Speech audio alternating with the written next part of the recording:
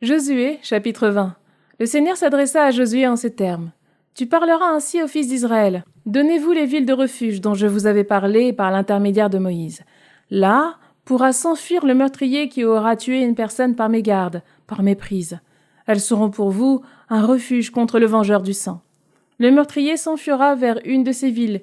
Il s'arrêtera à l'entrée de la porte et racontera son cas aux anciens de la ville.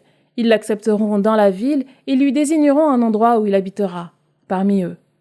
Si le vengeur du sang le poursuit, ils ne livreront pas le meurtrier entre ses mains. C'est en effet par méprise qu'il a frappé son prochain et non parce qu'il le haïssait auparavant. Il restera dans cette ville jusqu'à ce qu'il comparaisse en jugement devant la communauté, et même jusqu'à la mort du grand prêtre alors en fonction. Ensuite, le meurtrier pourra revenir et rentrer dans sa ville, dans sa maison, dans la ville d'où il s'était enfui.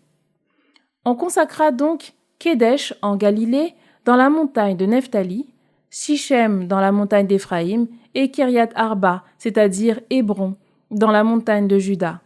Au-delà du Jourdain, à la hauteur de Jéricho, à l'est, on désigna Besser dans le désert, sur le plateau de la tribu de Rouben, Ramoth de Galaad, de la tribu de Gad, et Golan en Bashan, de la tribu de Manassé.